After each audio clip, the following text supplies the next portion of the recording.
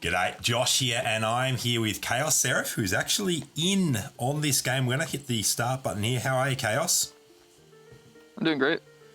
We are going Nice to... morning. That's great news. It is 10 a.m. here, right on schedule. Got 4 lobbies happening, so I just need to make sure that the other 3 lobbies that I'm not currently spectating are underway.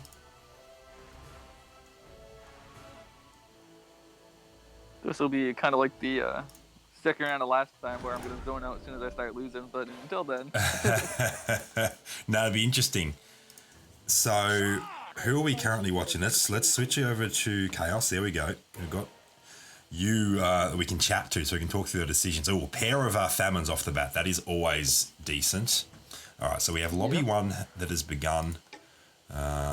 should be a good old Undead Hunter game. Yeah, what are you thinking when you see 2 famines in a shop? What does your mind start working towards? Undead Hunter right away. Yeah. Because it's the start piece, but I just put the pair in the shop. So. Yeah, with a bit of luck, you'll find a third one soon. Now, in no particular order, in this game we have Jesus, Orthodoxo, Nikos, TH Plays, Escanor, Roiba, Dan X, Eva, and yourself, Chaos, as well. Top 2 go through to the final round. We have 4 lobbies this time around, so it's going to be very, very interesting. Ghost Gaming, welcome to the stream. Oh, you have found 2 undead and a 2-star famine. That has been a very, very good first 2 rounds for you, Chaos.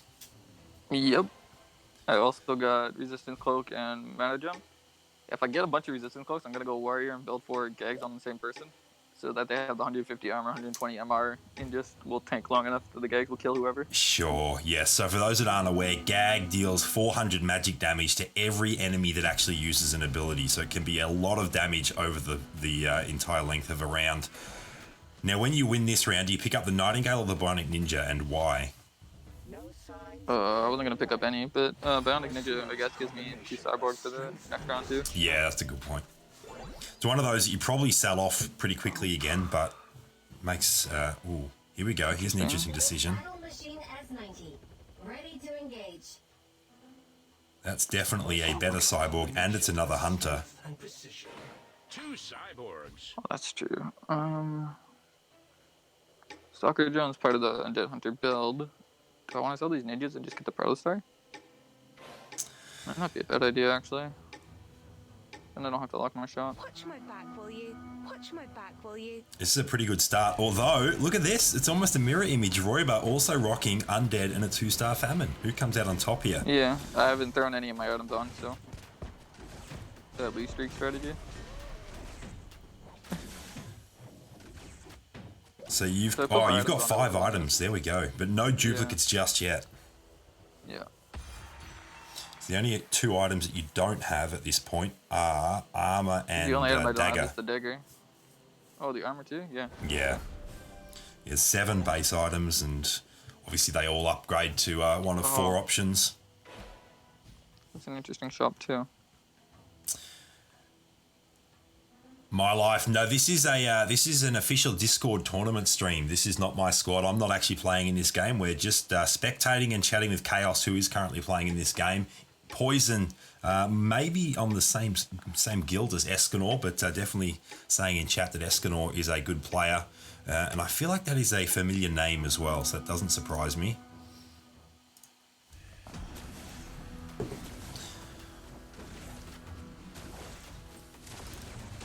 This is also a no item round. The items are slotted now though. They'll take us up next time. Just gonna have the win streak. Eternal life is a curse too. I had a weird second shop where I had the Punisher combo in it with a Lilith, so it would have been perfect to go that build, but... Right. I opened up tab and saw somebody else that's already got a Nightingale, so there's a chance that they go that way, and nobody's going Hunters yet, so I just stayed where I'm in. Yeah, although Escanor now has 3 hunters out on the board with that Firefur as well. Yeah. Now, you do get... Well, you don't get first pick, actually, because you're not... Because you won that last round, I guess. There's 2 Resistance Cloaks, 2 gems, so I'm bound to get something I want. There we go. Resistance Cloak. There's your first gag. Take that gag. Yeah. Taking Sources of Life is always a good idea, too. So next time I'll definitely pick up the gem if I can. Yep. To stick that on a werewolf. That's the one that gives you 1,000 HP and plus 2% health regen, is that correct? Yeah. So it makes... The other one that's interesting is the Lone Wolf Charm, but... Right. I'm not fighting alone. Yeah, it's interesting. Some builds don't like it. Some builds want to sort of have a turtle formation, but if you can justify having one hero on the other side on its own, it definitely gets very, very tanky with that Lone Wolf helmet.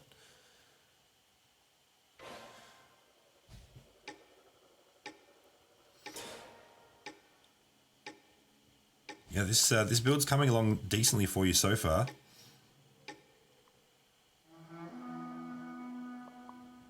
All right, so matched up against TH Plays, who is rocking Warriors as well. He has an extra 2-star over you. He's got a couple of Assassins while you've got a couple of Hunters. Let's see how this plays out. It's going to be very, very close, but I think... Werewolf took a year and a half to transform. Can you kill one more? Not. So you do take 6 damage there. So are you still looking to lose streak at this point? I know you won round 6, which makes that a little bit awkward. Not necessarily. This is a game where I can just middle, and it's fine, because I have one of every item. It's not like I got daggers and wanted to make a shocking dagger to go wolf. Yeah, sure. So now, that gag currently is on the Glutton. Is that something you want to have on the hero that you think will survive the longest to get the maximum effect out of it? Is that the way that works? yeah, I got it on Glutton just because he's got the healing ability. There's a chance that he survives long enough for two rounds of spells to go off, but not likely. So it doesn't really matter because all my guys are 1-star. Which one it's on, because there's going to be like one round of abilities and the fight's going to be over. Yeah, so. yeah. I do like your starting T formation as well. I often enjoy putting ranged units behind each other like that, so you're getting maximum damage coming out of them. It's going to be a close one. I'm not sure Stalker Drone's going to get it. No, Fairman's got the attack upgrade. Yeah. Plus he's 2-star, so. So we see the Voodoo Elder and the Steel Fist there. 3 hunters. There we go. So you got 4 combos, round 8. 3 warriors, 3 hunters, 2 undead, and 2 cyborgs. Still just the 1 2-star at this point, though.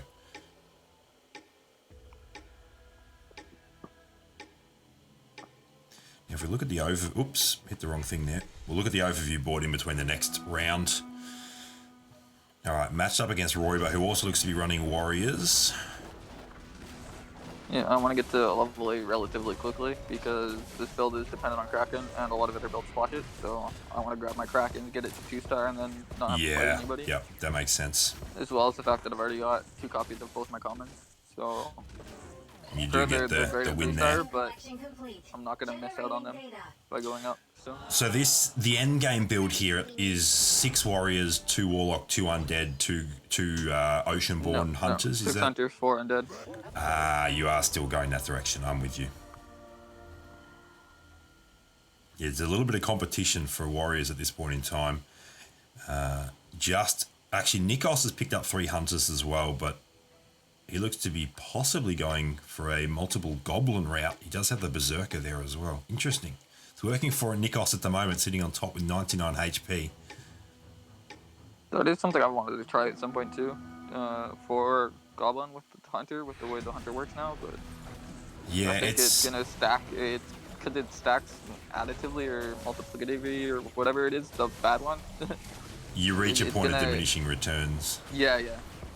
And you also then miss out on the undead, which you really need to pair up with Hunter. I think it's a little bit more important. Yeah. Now, theoretically, a full Hunter Undead build should match up quite favourably against Sorcerer builds, of which there are currently 2, if all things are equal. Now, once again, you get second pick, or third pick, technically, I guess. But you'll be in the second wave that gets unlocked to pick here. What are we looking for here, a dagger? No. I don't have one, so I'm not. Yeah, so you're looking for an upgrade. There we go. So you get your HP gem upgrade.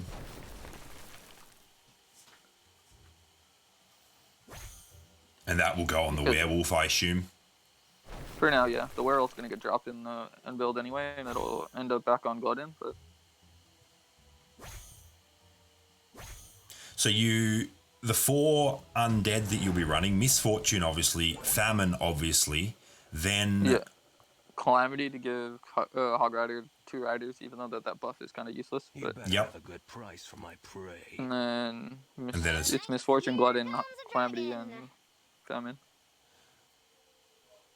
So Stinger would be the other option. So you go prefer Glutton Yeah. as a tanky guy over Stinger in this build. Stinger, like assassins in general, without their buff are useless, and Stinger is probably one of the worst assassins still. So It would give you Elf, but I guess 2 Elves with Forest Breath isn't really a whole big deal. yeah, and Firefur is the one who gets fished out for King of the Sea, but Sure. you So also having have the so many tanky ranged Glutton units helps. That it's not even that it's tanky; it's just that it's taking damage away from your hunters so that they last longer. Yeah, sure. Being a melee unit, because they're all proc rate, so the longer you're alive, the longer chance you have to proc that attack speed and rep through somebody. Yes, every 3 seconds it rechecks, is that right? 6 Hunter is what, a 60% chance, and it's re-rolling that every 3 seconds, which means that 100% speed boost also lasts for 3 seconds if it does proc. There is a Stinger in the shop. Is that something you actually pick up to give you 4 undead, or you just wait for the Misfortune at this stage? I'm contemplating it, because I can pull the warriors for it, but I don't think that's better. Like it's really strong early, because it'll get my units true damage, but at the same time... Your having the priority armor, at this point would be Calamity yeah, in over Stinger. Yeah, because the hunter rate at 1 is still too low, in my opinion. Yeah, yeah. I believe it's, 20%? It's not going to trigger, and if it Yeah, does, yeah, so 1 in 5 then chance. I'm going to win with 2 undead anyway, Yeah, so... yeah, that makes sense. It's interesting to If I was get playing something insights. like Assassins, then it'd be something to talk about, because Assassins automatically proc their crit. There is the Firefur. You better have a good price for You get my switched for King of the prey. Sea, but it's good to have. Yeah, until you find that legendary, because there's 7 hunters in the game, yeah, and one of them being a legendary, so you absolutely need Firefur on the way there. Yeah, it's fascinating getting insight as to someone else's process, because often during I my have streams I'm the just build providing saved my as well. insight. Ah, yeah. So I have the build saved in the non-legendary version, so that Firefur shows up for me, and then I just switch it. It's better when you're saving builds to save it in the most basic form possible, so that you're still picking up the units that you need to pick up before the endgame. Yes, yeah, that's a very If you good say point. King of the Sea, then you forget Firefur is needed until you get to King of the Sea, and you can just like not pick it up the entire game. Which also means you might just lose before you end up getting your tier 6 hunter if you're only worried about King of the Sea. So, just doing you've got the mana gem on Steel Fist, just to get his ability firing as quickly as possible for the first time around. Yep. Just because he's a 2-star, I assume, so it's one of the more damage outputs at this point in time. No, because he's CC. Ah, because he's got that half-second stun, right. Oh, it's actually a 0.75 second stun. For some reason, I thought that was a half-second, but it's even better. And how many? He fires off 6 projectiles, is that right? How many? For every 0.7 seconds for 5 seconds. I think it's roughly 6 projectiles. Let's have a look, see if we can see it send off here. Well, he's got 0.5 stunned. would be 10. You're dropping that to. He got 1 off before he 7 died. or 8. I think maybe. I can work it out real quick. It should be 7, yeah, 7 procs. Yeah. Alright, so you're sitting in the same position again, looking to double up. I assume either the mana gem, you don't have armor, do you? So just the mana gem would be your next upgrade? I have the longsword too. Ah, yes. That would be a useful But upgrade. I don't know that I need the longsword, and I can't think of what the mana gem items are right now, but I'm sure the mana gem items a little better. Though, although I guess the longsword could have been like a crit dagger on my stalker drone. That would have been okay. But Yeah, I think, generally speaking, the 2 attack items, the longsword and the dagger, provide the most versatile upgrades. If you just want something generically that will work with any build, they're always a safe option to upgrade. Yeah. There's a Hog Rider upgrade. Let's see. Ability cooldown's not a bad idea. If I can get that on the Glidden later on again when he's got double gags, then There it I might be able is. to heal a couple extra times. But So the initial mana boost and an ability cooldown. 2 riders.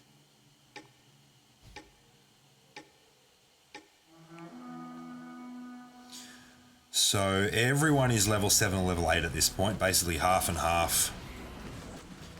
Going to be a matchup against Dan, who currently has 5 humans, 3 sorcerers. Doesn't yet have the 6th and final human, but has enough damage right now. Just a lot of 2-stars. He's got a 2-star Ice Tusk on the board, funnily enough. 2 2-star Scourges. yeah, he's just protecting his sorcerers with whatever he can find. Okay, it's actually 1.5 Scourges, as it is a Phantom Blades that is providing the clone there on the Scourge. It's not 2 of those on his board. You won't be able to see it here because the battle hasn't started on Dan's board, but when that Scourge does actually clone, it will be slightly smaller to indicate that it's getting half health and half attack damage. And they also don't fire off abilities, those clones. That's worth keeping in mind as well. So you want to, if you are using the Phantom Blades, you want to put that on your highest DPS hero, ignoring the ability damage. Alright, so we've seen the matchup against Jesus here, who is running 4 human, 3 warriors, 3 sorcerers, 3 cyborg. It's a pretty nice mid-game comp at this point, those combos. A little bit stronger, once again, a couple more 2-stars. Killing frenzy. This is just a meta view. Hunters doesn't work as well because it's too many players play sorcerers because they're busted. Yeah, sorcerers Probably are shouldn't have played very, this. very strong right now. 2 goblins. 'Cause there's a chance I lose before I even find the Oceanborn combo. Yeah, without having Kraken, that's definitely an issue. And you haven't found Forest Breath at this point either. Oh no, there she is. Alright, so you're just looking for Kraken. At what point do you have to start blowing that econ? If there's another loss here, is that when you start thinking about it? Yeah, probably. At least to the point where I got 2 stars. Yeah, Still just to survived stabilize. the Flame colors faster. Just the fact that I got 1 star is getting flame colored. Must admit, I'm quite a greedy player. Oh, this is going to be a rough matchup against Escanor and these 1.5 Scourges. Oh no, that was Dan. Escanor's just got the 1-star Scourge there. Jacob ended up getting 2 hours sleep and then doing a 10-hour shift. That's crazy. I don't know how you're still awake, mate. Alright, so do we see a Kraken? There's Misfortune. We got the 4 undead. There's a Gurru. That's always nice. No Kraken yet, though. You can call me dark, but don't call me evil. Oh, there's the Kraken. For too long. You don't belong. You don't belong? And then level 9 lets you put Calamity back in to give you... and you need 1 more change. I need Misfortune in still, but... But you can achieve that with level 9, right? Level 9 gives you 6... Yeah. Oh, it costs you. You have to take your I gotta voodoo pull the elder out. Glidden now, but I'm dead. Oh, that I was... didn't get to do it fast enough. I needed to pull Glidden out for Misfortune, but... Yeah, I'm with you. That's what happens when you play Hunters. It's not gonna happen again. And that has been my experience with Hunters as well. It's very hit and miss. You either do very, very well or you do very, very poorly, and it doesn't seem to be a middle ground. It almost feels like... It's unplayable with sorcerers being as strong as they are. And with the level 1 being so weak. Yeah. Like when we told them how to fix Hunters, we told them they need a 4-spot Hunter. And they didn't listen, so...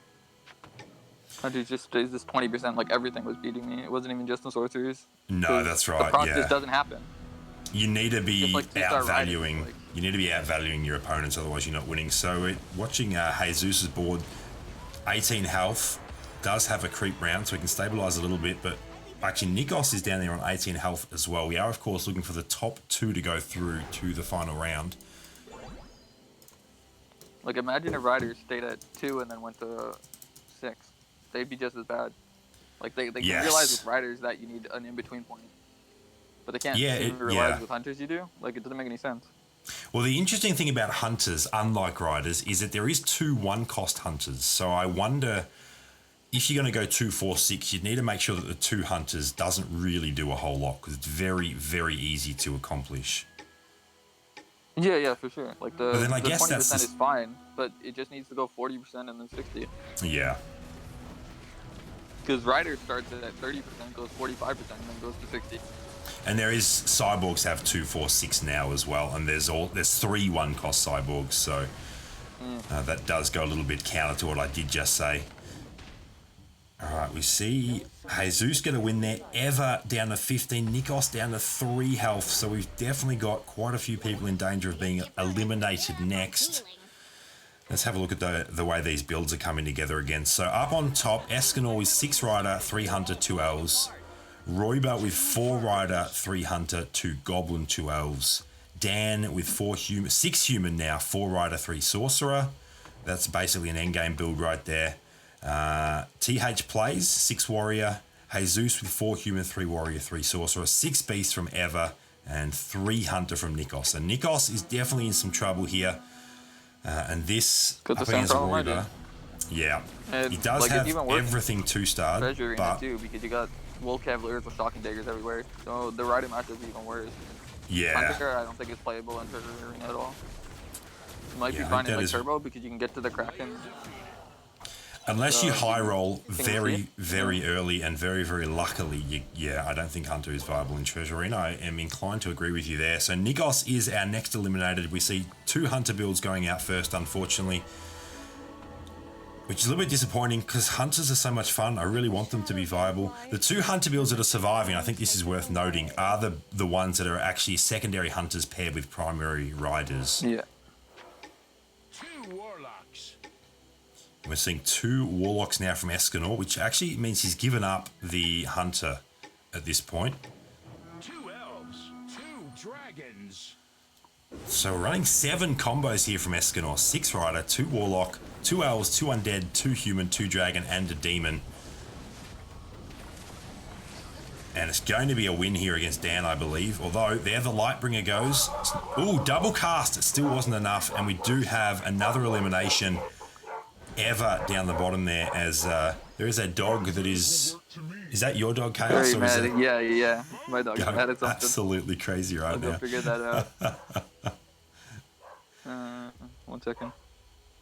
So Dan, Jesus, and TH plays are the 3 that need to shift something at this point to progress through to the next round.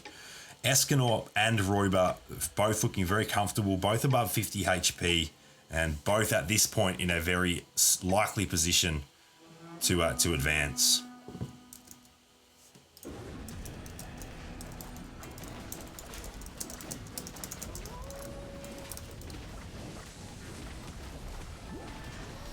All right, so let's actually check in on TH Plays side of the board here.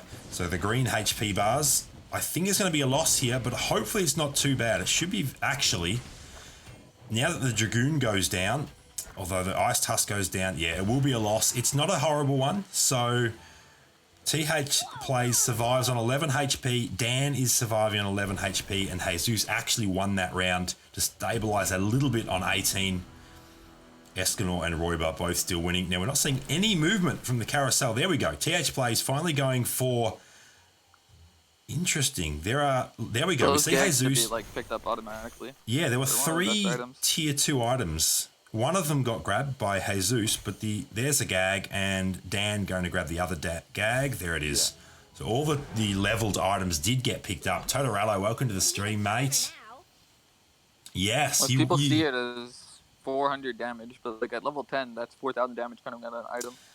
And if it's if you're facing a hero like Wolf Cavalier that's triggering her ability every couple of seconds, it actually adds up quite quickly. Yeah. Totorello, you should absolutely download Chess Rush and give it a chance. You come by and hang out on my streams often enough, you might as well get involved with the fun. I'm not fighting alone. I will hit you each time you make a move. All right, At this point, Escanor just goes to level 10 and then puts Hunter back in. You've got Yeah, I'm gonna actually watch, Kraken now. Gonna watch the Dan Escanor battle from Dan's side of the board as he basically has to survive this to win, and it's not going to happen. Lightbringer didn't double cast, and Flamecaller goes down. Dragoon. That Dragoon is stacked right now. It's got the gag. Stacked Wolf Cavalier too. So we're down to 4, I believe. Yes. Oh, this is where I think people are playing gags wrong. He's got 2 of them. He's got one on Templar. They should both be on the Dragoon. That way the unit just lasts longer. Interestingly like enough, the Templar dying right away will limit the amount of procs that they get from the gag. Where because it's a frontline hero. Yeah. Interestingly enough, Escanor is collecting hunters on his bench, so he might be making a change if he can 2-star the Kraken or the Shakaraka here as well. Crimson, welcome to the stream. Yeah, even if you're putting them on a frontline hero, it doesn't matter. They should just both be on the same hero, so that hero's got 80 magic resist, so that the likelihood of it lasting to the second round of ability is longer. I think that is the other thing that often I, and I'm sure others do forget about as well, is that you actually do have the standard item upgrade benefit as well as the upgrade that actually is the pretty upgrade that you care about. So if we look at the gag, you've got the enemy heroes taking 400 magic damage every time they trigger an ability, but you also get that plus 40 magic resist. Yeah, that's why the when I had the 6 cloaks the one game and I was building a bunch of magic resist items, that the reflect damage one wasn't like doing anything because I had 180 magic resist. I was right. any magic damage. So pairing those items up isn't actually, yeah. Oh, we did have another elimination there. I just missed that actually while we're talking about that gag. So we are down to our final 3. Jesus, we're going to watch it from Jesus' side. So green HP bars. I think this is going to be it. Jesus is going to go down. The 3-star Frost Lotus dying. We're down to our final 2. Escanor and Roiba will be advancing from this lobby. So let me go ahead and update that. Escanor and Roiba both advancing.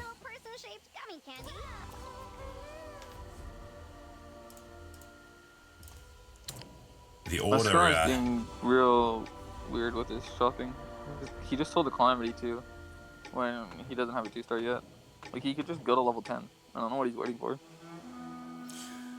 Yeah, I guess neither of them are at 10 yet. They both have 50 crystals, so maybe he's just being a little bit reactionary and basing it on what Roiba does at this point in time. That would be my guess.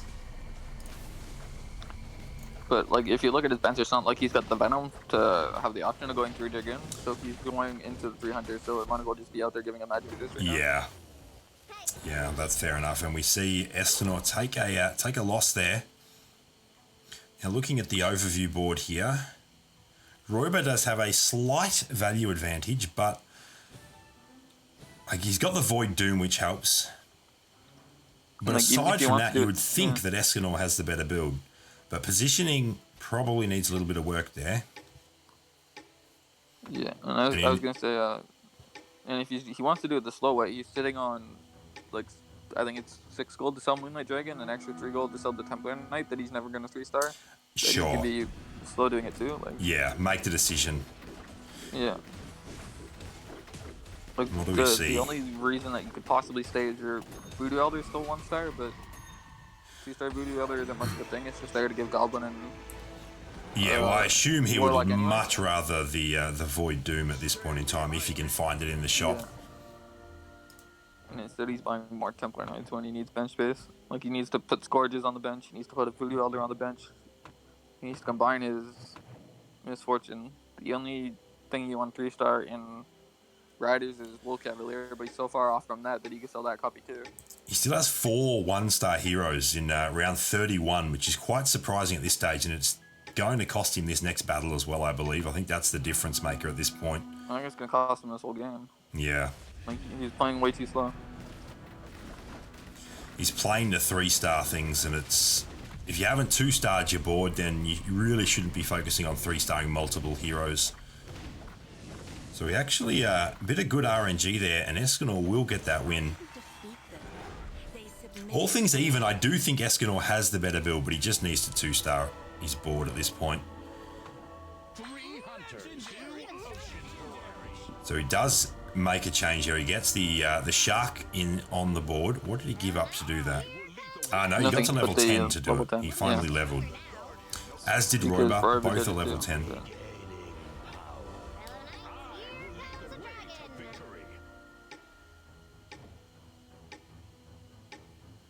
He's still got 4 1-star heroes on the board. This isn't even turbo gold. Like, he stopped at 8. It's not like he stopped at a number that's going to go up to 10 after the 60, because he's going to sell them in that much time. I think he wins again. Yeah, his positioning's really weird though. So at this point, for some reason, this game's a little bit closer. Roba's Dragoon's pretty stacked, but at this point, Roba's the one that needs to mix things up. So we're once again watching Escanor's shop, finds another Scourge there, or maybe it was a Wolf Cavalier. 9 crystals left. Roba with 7. Let's have a look at Roba's bench. okay. Got another Void on his bench. He needs the Gurru. We see a 3-star Famine. I think that was 2-star Scourge here from Escanor.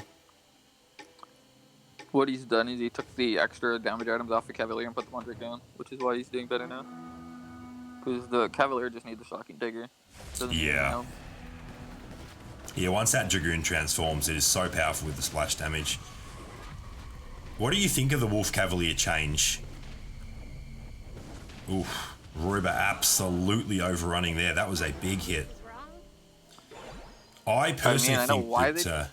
I don't think that they didn't change anything, but the reason they switched it to a Wolf is because the other games it's the Wolf. No, sorry. I meant the passive becoming an active. Oh, that. So that it's not autoing every time. I mean, if you build it right, it's gonna auto every time anyway, so it doesn't really. It just requires, but you have to build it right to do that now. So it requires more of an investment, which I think is good for a 2-cost hero. It was a little bit too strong. Yeah. In like non-treasure arena, it's a little. It's like once every 5 attacks, and I think it's like not even playable in the other game modes now. Like they went too far. In a rider build, though, my feeling is as Escanor takes another big loss there. My feeling is that Dragoon should be your carry in a 6-rider build as a 4-cost hero as opposed to a 2-cost. Now, every item here is upgraded. Can't remember the names of them all. The decision they made was wrong. They shouldn't have gone with this. Wolf Cavalier is allowed to do the Shocking Dagger thing. Yeah, they should have just fixed that interaction. I agree. Because they instead of fixing the Shock Dagger, they turned Elf into like, oh yeah, we want Cavalier to do this, and it was just the wrong decision. So now they have this monster that they can't balance because it's either going to be too good because of Shocking Dagger or it's going to be useless. Yeah. We are once again watching Escanor, who did just manage to 2-star. He needs to use that Gurru. I guess he doesn't have a good target at this point. He sells off the... there it is. There we go. Oh, split second too late. We saw him try to, but it was a split second too late. Will it cost him the game? Not that it matters. Both are advancing. Chris, welcome to the stream. Both are advancing through to the final round. While actually Chris... come on, man. I've been here the whole time. No. This is DD Chris. All right, so we do get our final result there. Robart taking out the win, got his 6 riders, and Escanor in second place. 2-star Void Doom, I think, was a big difference maker there. It's a very strong utility piece against rider builds. While we are in the middle of this tournament, and while Chris has dropped in the chat, unfortunately, it sounds like Chris lost in her lobby, but Chris is running a classic tournament after my one wraps up on her Twitch channel. So definitely make sure that you're on my Discord. Links are, I'll share my Discord link. Links to her Discord and her tournaments are available on my Discord. And now we need to check in and see how the other lobbies are going. So we're still waiting on Lobby 1 to finish. We have Lobby 2 finished. So let's go ahead and start updating the scores for Lobby 2. Who do we have advancing? Lobby 2, we have Alaric going through and Queen Slayer also advancing. Go ahead and update Lobby 2. Oh man, I really messed up. Only 2 players going? I never should have played Hunter. If I knew it was only 2 players, I would have just forced the Cavalier even without the dagger. Lobby 4, let's check in there. Still waiting on lobby 4. I might just prompt for a screenshot real quick. And they also need to just fix 4 Oceanborn. They're being stubborn about making the mistake about that one too. Yeah, it really doesn't do a whole lot. We've told them it was a mistake since the beginning of the game. There's countable, like all the other games, they just doubled the magic resist. We've been telling them to just double the magic resist, but they're like, oh no, we want to be unique and stubborn about it. And it's like, no, just fix your stuff. Like the other games are out in better balance, and they're better balanced because they're not trying to be crazy.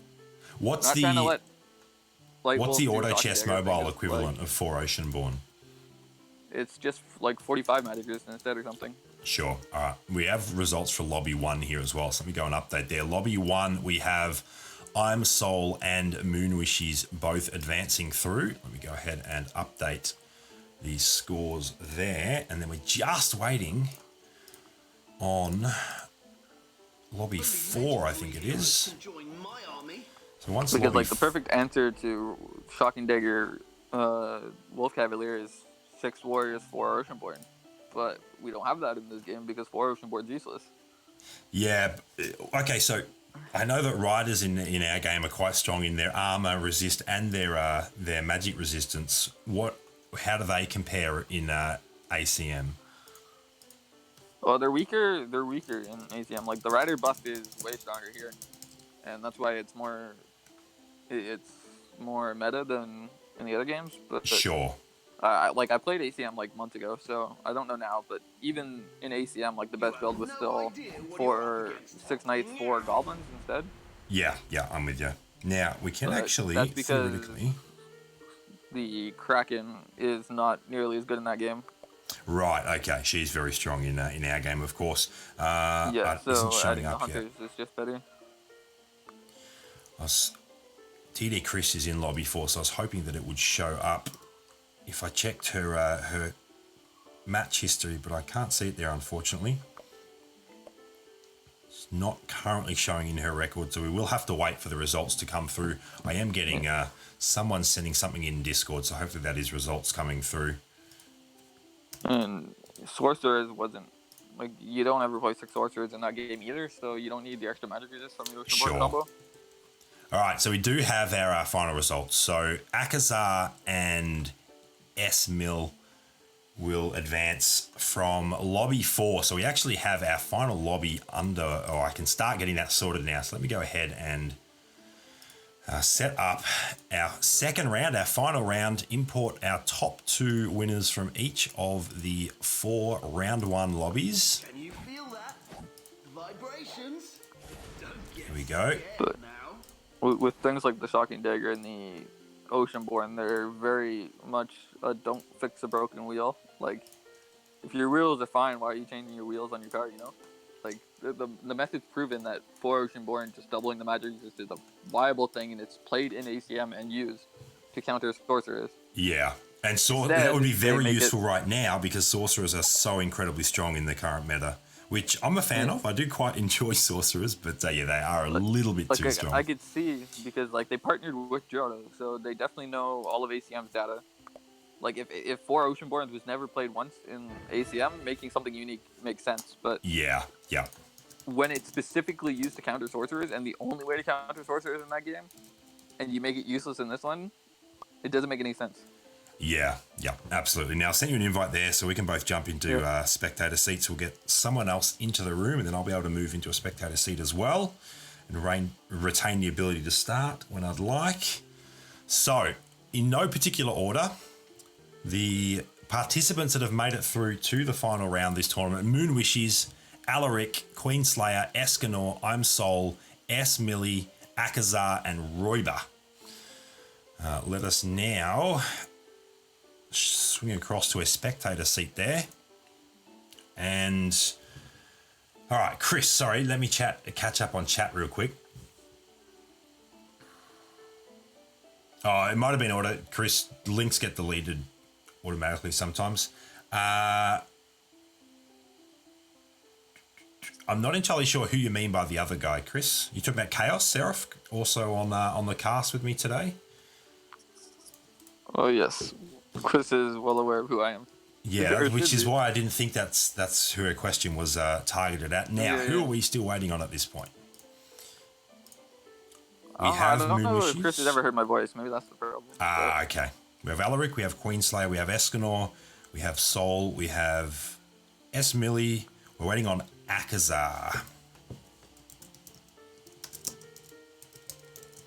Let me see if I can ping Akazar on Discord and get them in the game here. I don't have them on my friends list. I just have to make the dagger joke and she'll know who I am. Yeah, there we go. Chris hasn't heard your voice before. It's a silky smooth voice. It's well suited to casting, Chris. I guess I could. don't know about that. That was addressed to both Chris's in some regards there. Chris with a H and Chris without a H. All right, we actually just lost one. Who just dropped out? Oh, do I have to play again? Nice. Oh, I'll actually play something that's real this time. Yeah, so 2 minutes until we will get going with the final round. So Akazar, who just dropped out? Let me try and track this down. Escanor. Oh, there he's back. Okay. We can Back definitely. there doesn't show up, I'll play again. Yeah, 2 minutes until, or about a minute and a half now. If Akazar does not show up, we will sub in Chaos as a human bot. Will not be eligible for prizes. Top 6 will, of course, win prizes, ignoring wherever. Oh, here we go. Akazar is messaging. Drats.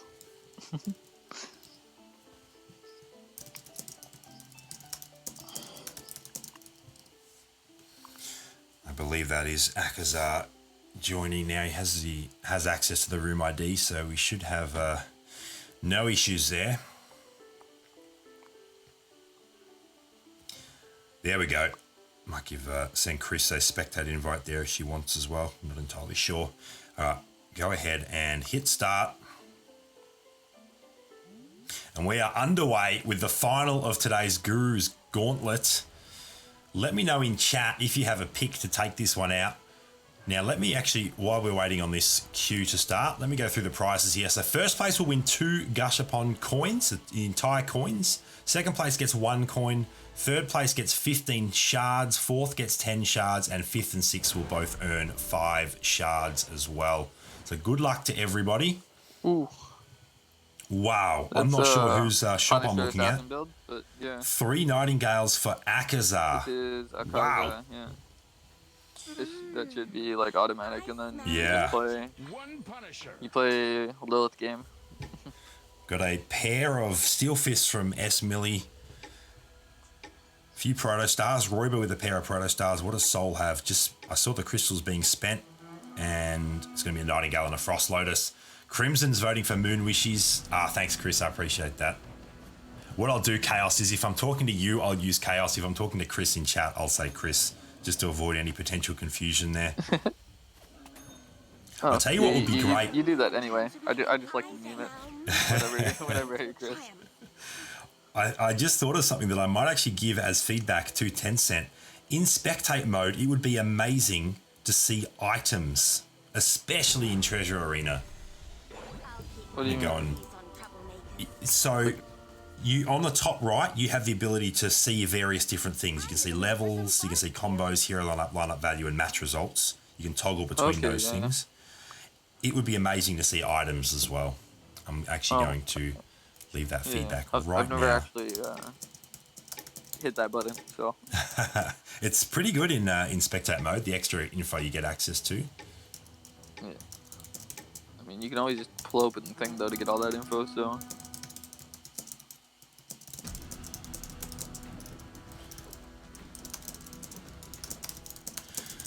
I've shared that feedback.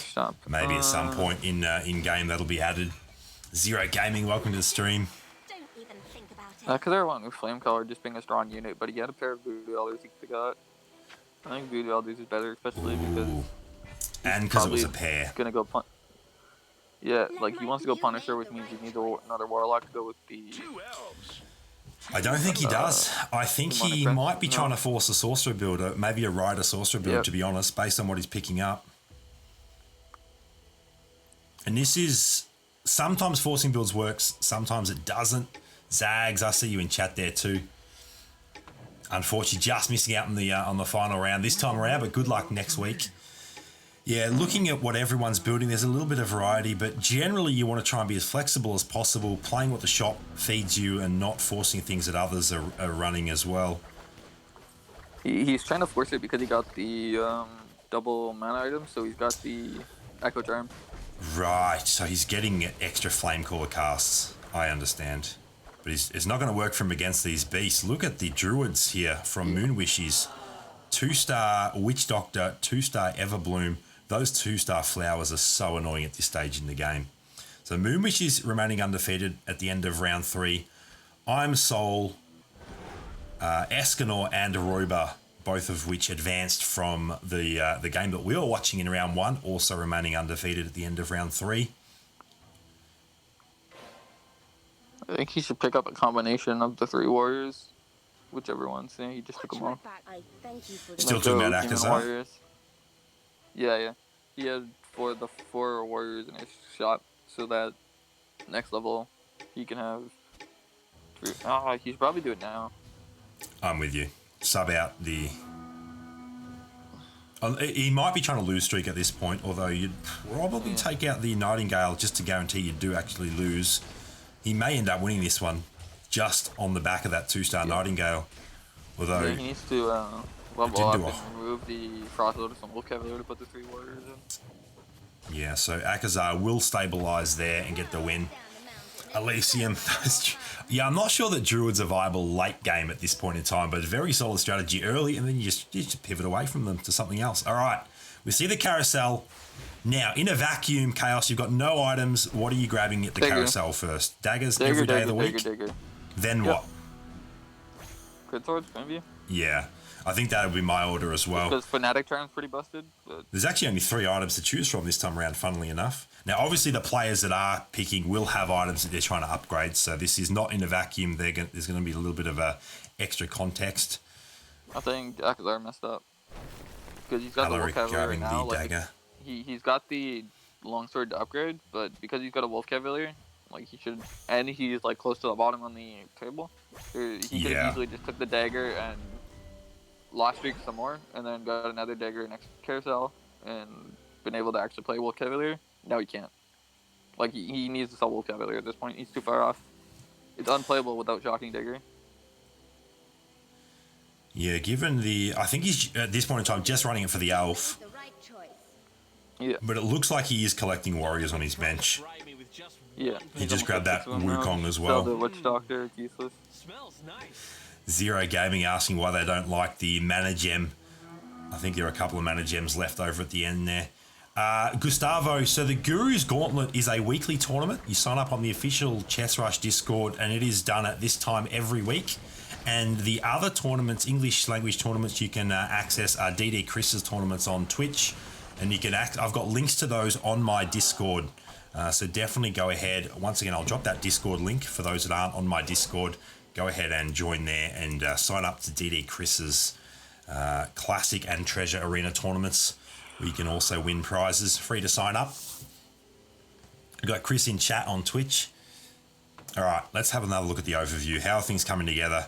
We have still a pretty good variety, but no one with 3 sorcerers just yet. So I assume Like, he Akazar's needs to just going... level. Lowly creatures like you will fade before the Level, pulse of the like- void. He's got the he's 3rd currently sorcerer on not- the bench and the 3rd warrior on the bench. Like, there's no reason not to level there.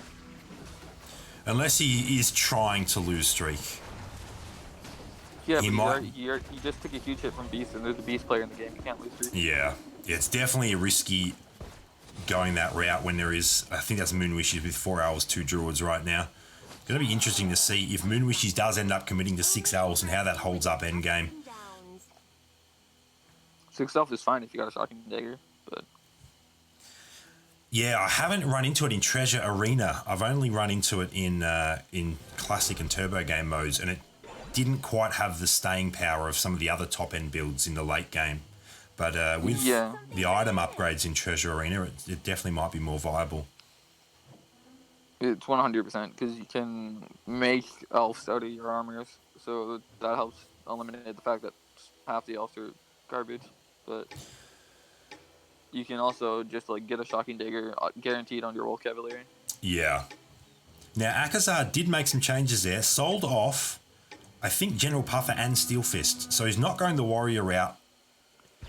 He's only got 2 on the board. He looks to be committed to 6 sorcerers. In the back, What is your favourite thing to pair up with 6 sorcerers in the current meta? I wouldn't even play 6 sorcerers, but because I think just timing healing is better. But yeah, so I think I could probably say that my favourite build is one that I've run a little bit and optimised. It is a level 10 build, but it's 6 sorcerers, 4 human, 4 cyborg, 3 tanks, and 2 void. And that is a very strong endgame build, but it requires multiple legendaries. Yeah. So it's definitely not easy to put together. You can also switch it up a little bit and run Void Doom instead of either 4 humans or 4 cyborgs to have 3 voids and a little bit more true damage, which is once again a good tech upgrade against riders. So we're going to see the elf druid player overrunning again here. Moonwishes with those elf druids. Lots of 2 stars, lots of summons. It's going to be too much for the 1-star flame caller. And Frost Lotus going down here as well. That's another big loss. 11 HP at round 9 is not ideal. Yeah, this is why you can't lose streak. Like you need to know when it's safe. In a perfect world, if you are a lose streaking player and you're committed to open forting, as it's otherwise known, you want to be getting to 50 crystals with roughly 60 HP left. And as you can see, Akazar is a few rounds away from being at 50 crystals at this point. I'm assuming he's going to make a Ignite Dagger out of that, but that's not going to save him. Especially not going to 6 sorcerers either, because he's not going to have any front line. Like, he's just full off the warriors. They're all just going to melt so quickly. You need to go into it from somewhere else. Yes. You need to be something 3 sorcerers, and then get rid of the something and go to 6. You can't just. So you would have kept the 3 warriors. That would have been the obvious call there. Oh, 100%. Now I do want to check in on Royber real quick, as Royber is still currently undefeated. Like 3 or 4 times already, too. So Royber is currently rocking 2 riders, 2 elves, 2 cyborg, 2 void, 2 tanks, and a demon. Although he did just make a change there that cost him something, but still undefeated, so it's working quite well. Got 5 sorcerers. Like, he needs to level. He can't find Lightbringer until he levels, and he's sitting here doing nothing. Well, I guess he has a very slight chance of a 5% chance of finding Lightbringer. But yeah, still not running very many. He needs another warrior on the board. Got another pair of those voodoo elders in the shop. Yeah. Now, it's going to be a lot closer here. I think he might actually win this. No. Have I spoken too soon? I have. Escanor will get the win. Very close call. This is a strategic retreat. It's kind of interesting, actually, that if you put Ignite Dagger on a Frost Lotus, it becomes a Void Doom. She freezes them and then sets them on fire. I had that on the Blazing Edge, I think it's called. I had that on Nether Prince in a Treasure Arena game yesterday, and that was a lot of fun. Alright. It worked with his animation as well, because his animation is essentially lines of fire that he's shooting out. And so then to have heroes remain on fire after that ability has ended looked very, very cool. More bad item placement. I'm gonna get tilted. So let's talk about that. Echo Charm on a Frost Lotus, which has a 10-second cooldown instead of his flame color that's got a stick. Even at a 1-star, you want her getting that off as often as possible. Like, it doesn't even matter. Like, Frost Lotus has it and didn't get to cast the second time because Frost Lotus is. The round doesn't last long enough for her to get it off anyway. Yeah. Like, he was dead in 6 seconds. Akazar down to 47. How else are we looking? Queenslayer down to 48. I believe Queenslayer has also been trying to lose streak. We can see the streaks here, actually. So I think match results. Here we go. So Royber's on an 8-game win streak. Sol is on a 6-game win streak. S. Millie is on a 6-game losing streak, as is Akazar, and Queenslayer on a 4-game losing streak. 3 players actively trying to... It's possible that they're not all... I don't think Queenslayer is actually actively trying to lose... Oh, no. Now they definitely are. They've switched up significantly so. No longer running the elf druids. Gone all in on assassins now. Akazar just picked up a fire first, so he got the furry sorcerers as an option, but I don't even think that build's viable to begin with, and he's still level 6 when he needs to be level 8 to find the Starhorn. Yeah, Akazar definitely needs to make a decision with the economy at this point. Round 15 will help. No, it won't. Round 15 is a carousel round. There is no creeps at round 15, so it won't help. Round 20 is the creep round. Let the hunt begin. Carousel round, you still get gold, so like you should go to level 8 right now and roll. I guess he is looking for the Starhorn. I think that's the tankier units that he wants to run here. He wants to run the furries with the sorcerers. But obviously needs a Starhorn, needs the Lightbringer. So yeah, as you said, getting to level 8 or 9 is definitely a priority to increase the odds of finding those 4-cost heroes. All right, 2 builds that are actively lose streaking. Who ends their streak here? Well, I guess at this point, Akazar doesn't... given the health situation, I don't think either wants to remain lose streaking at this point, to be totally honest. It is going to be Moon Wishes coming out on... Sorry, Queenslayer. Why did I think that was Moon Wishes and Akazar? Queenslayer coming out on top there. I confused myself earlier. Moon Wishes is still running Elf Druids, and I was looking at Queenslayer's board, who is currently running Assassins. All right. Lots of items here at the carousel. No upgraded items just yet. I think they start appearing at round 25. Yeah. Akazar just got the blazing thing, but it's not going to matter. The Blazing Edge. Yeah. Needs an area of effect sorcerer to put that on, such as Lightbringer. Fukaken, welcome to the stream. Yeah, well, Starhorn, I guess, is the one that he actually wants more than anything else right now to give him the 4 furries. He desperately needs... He's going to have to spin on a level here to remain in this game, I believe, at this stage. And, like, all his units are still 1-star. He just needs to level and roll. Let's go make something creative. All right. He has... Yep, there we go. We see the level. So level 8 now. Yeah, roll. And he has to roll for that Starhorn. He has to roll for the Lightbringer. What's he doing? Oh my god, he's going to stay at 50 gold. He might be playing one more round. Doesn't leave any wiggle room, though. We have another bad loss here, and all of a sudden, you're 1 loss away from being eliminated. Yeah, it's... Is there a chance he wins the round? No, I don't think so. Especially not against Royber, who's undefeated at this point in time. So it's just a matter of how much health is lost. How much health does Akazar lose here? It's going to be a lot. Okay, down to 23. Very precarious position for Akazar. Queenslayer down to 29 as well.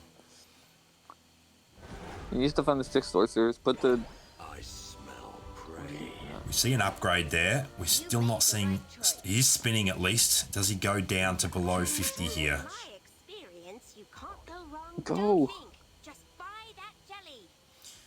Please sell the Witch Doctor. Like, he just sold... Oh my...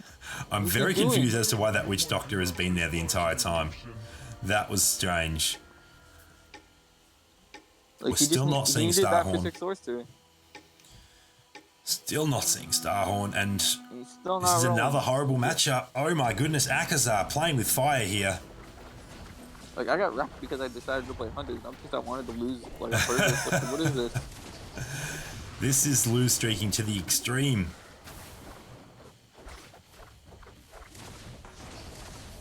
I tell you what, the lose streak has just come to an end.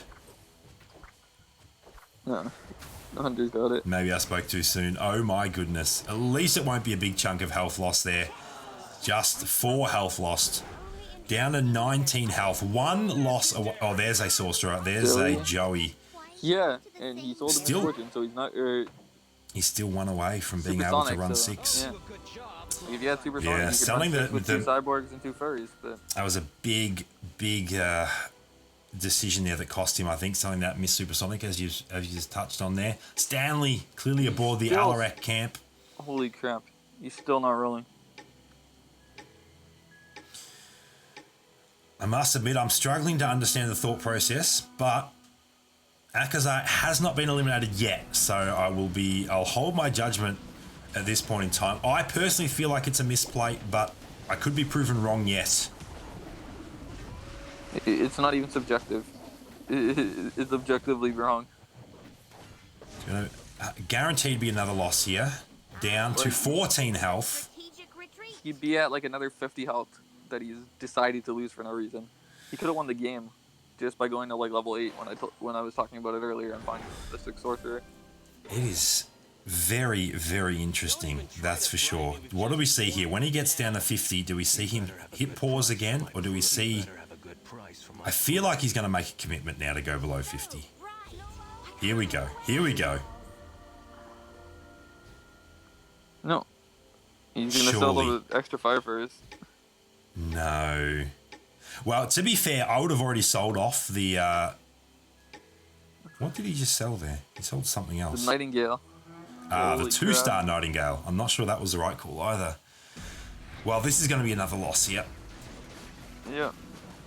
And in this situation, I would be selling off the 1 and 2 cost heroes that I'm possibly thinking about 3-starring because they just don't help keep me in the game. He's got his items backwards too. Actually, I tell you what, a little bit of RNG helped there.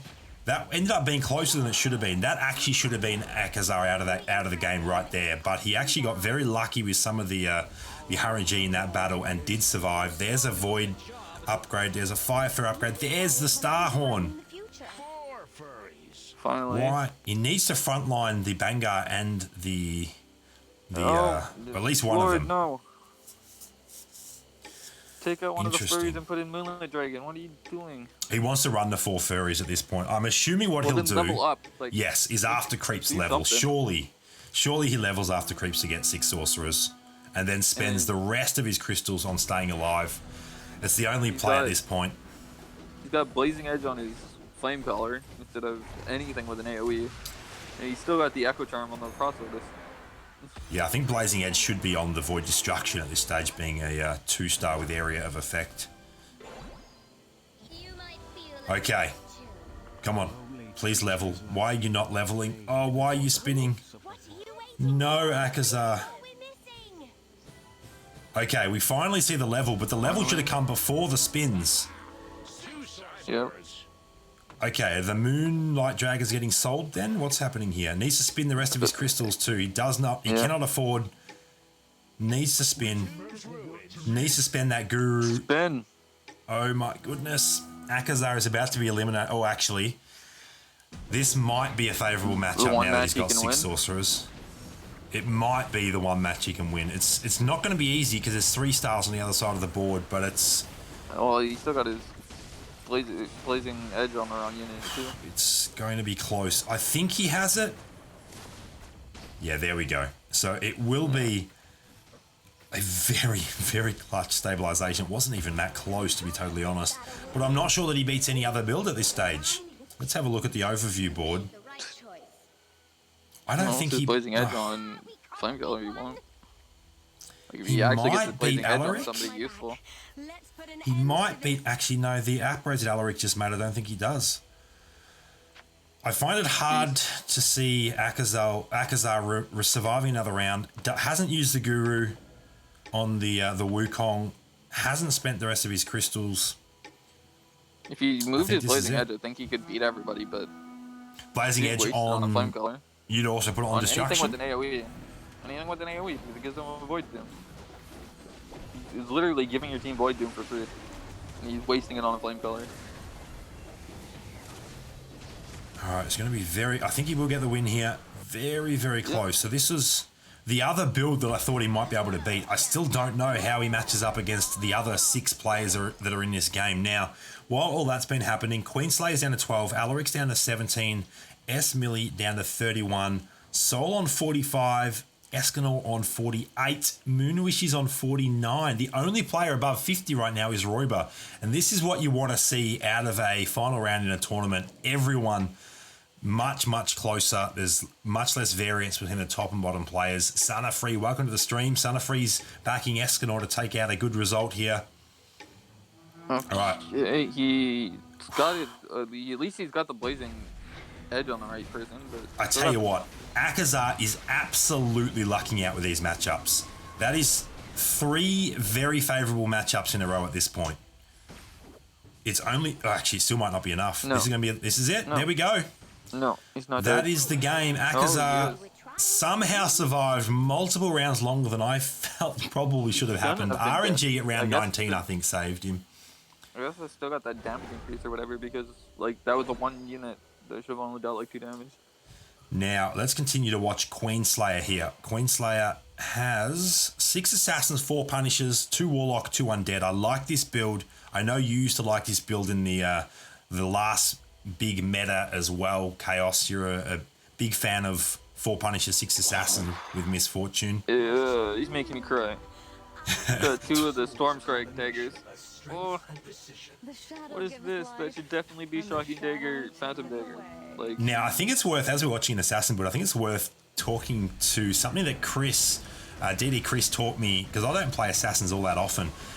You actually don't necessarily want to frontline your tanky non-assassin heroes. You want to have them in a back corner to encourage your opponent's heroes to jump forward to give your assassins more access to the squishy heroes at the back. So I would like to see. I've never actually thought of that either. But I would like to see the positioning from Queenslayer adjusted a little bit to align with that. like Storm Strike Dagger is probably the worst item in the entire game, and he's got 2 of them instead of the 2 best items in the game. Being the Shocking Dagger. Now we're seeing a 1, 2, 3, 4 level 2 items here, and we see Alaric take.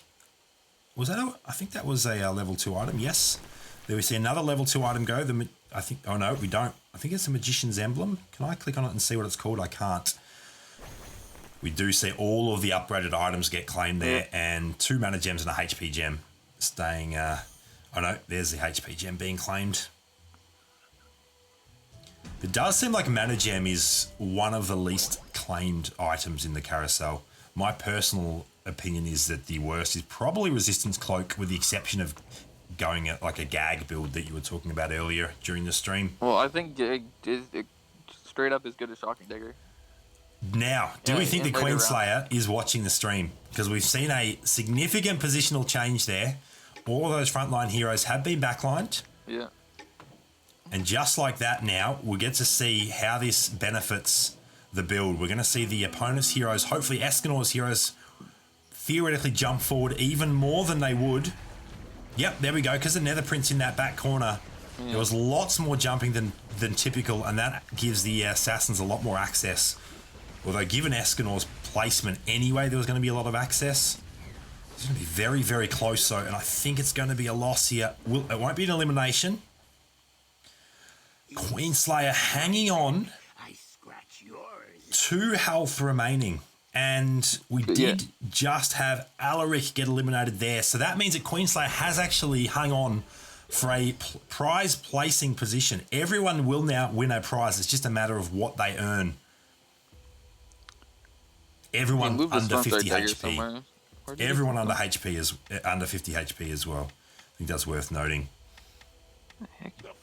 The Devourer has been given Agent Emblem. So the Devourer is an assassin. That is terrifying. Yeah. 1 Nightingale away from 3-starring that. That would also be an interesting assassin, a 3-star Nightingale. I would like to see that. Now we're going to see Queenslayer versus Moonwishes. Oh, this is a free match. It's going to be very interesting. Those elves, the stuns from those elves, just makes it a little bit hard to know who comes out on top here. I think the splash damage means that the Punishers win, and that is what we're seeing here. So the Assassins get the job done. I like this Storm Strike on the Stinger, but I still think like not only is Shocking Dagger and Phantom Dagger just objectively better, but combined they're even better because the clone will get your Shocking Dagger effect. Yeah, DD Chris in chat. I think Queenslayer is absolutely watching the stream, which is awesome. We're seeing, I get to now see what a 3-star Nightingale looks like as an assassin. I am looking forward to this. You get to jump straight to the DPS units and just shut down their mana immediately. Here we go, let's see it. Nightingale jumping to the back line here. All those riders jumping forward as well. So look at the access that the assassins got on that back line. That was amazing. Wow. That was fun to watch. It's going to be not a guaranteed win, though. Actually, the tide has turned, and that will be... Who went out first, though? Queenslayer or Moonwishes? I don't actually think it matters. I think 5 and 6 get the same prize there. Yeah, but it should Moonwish get the Blackout animation first. We're still waiting on one more battle. There we go. I was wondering why it had paused. So, yeah, Queenslayer did actually hang on for 5th by a hair. By a hair. So, Queenslayer and Moonwishes will earn themselves 5 Gush Upon token shards. I'm Soul, 5 HP left, also running 6 assassins. This is a different variant, of course. 2 Warlock, 2 Goblin, 2 Elves, 2 Undead. A more standard assassin build. Yeah, Riders are very, very tough. So the Head Reaper actually got decent items, but I was looking to see if he had the Echo Charm. Because he's almost got a 3-star Siren with an Echo Charm. That thing will win. That would be crazy. Because it goes down to 6 seconds, minus 25% is like a 4 seconds, and the stun is 4.5 seconds. So oh my goodness. S. Millie just absolutely destroyed that assassin build. S. Millie with the Riders, of course. Roebuck with 5 Riders, looking for... what Rider is he currently missing? Is that the Dragoon? Yeah, it doesn't have Dragoon yet. And Escanor, 5 Punishers, 4 Undead, 3 Assassins, 2 Warlock, 2 Elves. I like this build as well. Might be the best Punisher build, the 4 Undead variant, with 3 Assassins. Yeah. But it's going to be challenging up against 2 Rider builds, that's for sure. Now, I think the challenge in Treasure Arena is... There's so many good items that will work with every build, and you just don't have access to all of them. It's the decisions you make to optimize which items you end up going with. So that makes it be Calamity for sure, but I also think Scourge should be Executioner still. Doesn't really matter. If you had Calamity, would you keep Scourge for 2 Riders, or would you still go Executioner? Still a pretty big upgrade. Executioner is just like the best demon by far. He just got an absolutely useless item. He just got a Gale Bow, which does not work in his build at all. Unless he gives up one of his demons, probably Scourge. Gale Bow changes the class. You can just make a Scourge a Hunter first. Well, he'd have to add another Hunter. He'd still have to buy a Hunter. Yeah. And then make something else a Hunter. Does Gale Bow also increase range? Where has it been equipped? It literally does nothing at this point. It doesn't increase range, but it has to be theoretically... Actually, it doesn't have to be put in a range unit. It will increase attack speed no matter what if the Hunter proc does fire. Yeah. It should be on Scourge because it's... I don't know where he stuck it, but it should be on Scourge because that's... it was on Stinger. It doesn't do anything at this point. Stinger. And we're going to see Escanor... Oh, the Stinger... He kept Assassin, though. Does it not replace? No, it adds the class. It doesn't replace, it adds. So Stinger right now is an Elf Undead Assassin Hunter, but he does not have 3 Hunters to trigger the Hunter combo. And I'm not sure he ever does with this, but he did just 3-star Lilith, I believe, or was that already 3-starred? No. Has Roiber found the Dragoon? No. There's a 2-star Gurru on Roiber's bench. There's a 2-star Gurru on S. Millie's bench. S. Millie just 3-starred that Wolf Cav. Have you seen the Wolf Cavalier on S. Millie's board? Ooh. S. Millie, 3-star Cavalier? He just did it that prep phase. Stacked with items. Oh, wrong item. Ice Cold Gust doesn't work. Oh my goodness. Still might go down to the Hunters on Roiber's side of the board. I don't think so. The Wolf Cavalier is still up, and I think it'll be more than enough. I think it's the freezing... The Icicle gloves on that 3-star Stalker drone are huge. but it's not going to be enough to get the job done there. Yeah, on Soccer Escanor Gun is a good survives. item, but he's got ice gloves on his Will Cavalier, and we've played Treasure Arena enough that we figured out that that doesn't work. That is... The Shocking Dagger and the Ritual Blade are perfect. But yeah, the Icicle Gloves... splash damage. I wonder if the Icicle Gloves trigger on splash damage. Alright, let's continue to check in with Escanor. Attack. It's just it doesn't work with the bouncing attack for Will Cavalier, so it's useless. Which is why it's so effective on Stalker Drone, because every attack is a normal attack. Yeah. Now we're seeing Just like Escanor against S Millie. The 3-star Hog got frozen and melted in that backline, but it's not going to be enough. Escanor's going to be eliminated here. We'll just miss out on a top 2 placing. And it's going to be down to the 2 rider builds and whether or not Royber can find that Dragoon. It's going to be tough when S Millie's got a 2-star Dragoon on the board and 2 1-stars on the bench. My parents might be home. I don't know why my dog's being dumb, but... I'm not hearing your dog barking at this point. It's going crazy earlier. Yeah. Somebody must have been too close to the house. We are seeing lots of positional changes right now. 3-star Kraken. That's interesting. All right. Well, let's see how the Hunters match up against the 6 Riders. We are watching he's got a Blazing Dagger. Ooh, hello. Freezing that Wolf Cavalier is so critical. It's the only thing keeping him in this game. It's not going to be enough, unfortunately. No. Will it be an elimination? I don't think so. I think Royber will survive another round. No. Oh, it was. I think that was it 13 or 15? I didn't quite catch that, but it was just enough. So we have our final result. S Millie taking out the tournament. So let me go ahead and update our results here. S Millie in first place. Royber in second place. We had Escanor in third. I'm Soul in fourth place. Fifth place was Queenslayer. And sixth place was Moon Wishes. Congratulations to the 6 of you on earning yourself prizes. GG from DD Chris in chat as well. Now, as I touched on,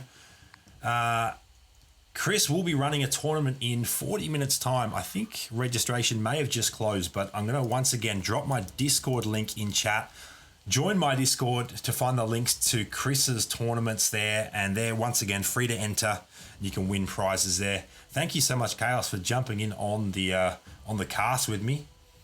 Yeah, for sure. And while Chris is in the chat, he can hear me. Because since I'm playing Chris's tournament as well, I'm okay to chat and play your tournament as well, Chris, if that's something you want to do. There we go. I'll let you two work that out. Might have double Chris's on the cast there. And there we go. 10 minutes left to register for Chris's tournament. So definitely go ahead and do that if you'd like to play another one. Thank you so much to everyone for hanging out on the stream. Congratulations once again for those that won prizes. And until next time, I'll see you all later.